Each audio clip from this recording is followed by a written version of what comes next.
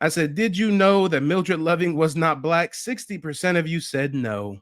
40% said yes. So clearly, this concerted reclassification effort has been successful. Clearly, the truth about Black Americans' Aboriginal heritage is still being subverted. Come on, y'all, come on. That didn't quell the controversy. Mark Loving and a now county supervisor continued to object, which the state's Julie Langen finds very disappointing.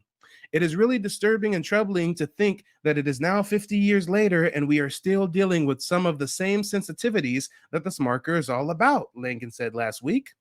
In the face of local opposition, the state last week moved the location of the highway marker away from a roadside several miles from the Loving's gravesite. It's now to be near the former Virginia Court of Appeals in Richmond, where the Loving case was once heard over an hour's drive away. Despite the controversy, Virginia Governor Terry McAuliffe is set on Monday to dedicate the marker, which has been in storage for over a year. Come on.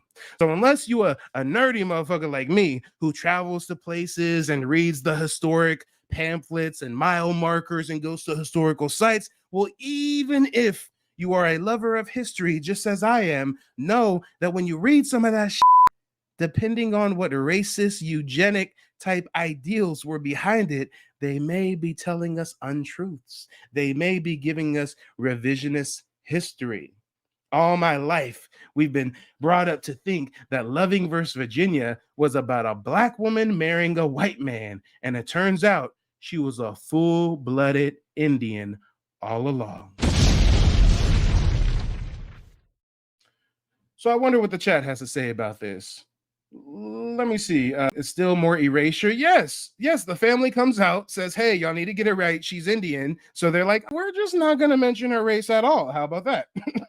Come on. You enlighten me to, go harder, dig for my ancestry roots. You know what I'm saying? Because the more you find out, the more you know. All of the history that we have been taught in school, it just don't line up to all the new truth they're finding out. So you have to dig for the truth, man. And I appreciate Mike enlightening me and pushing me to go harder. So peace to you, Mike. I think everybody should dig deep and holler at your boy Mike, and he'll give you the genealogy, conservation, and y'all go from there.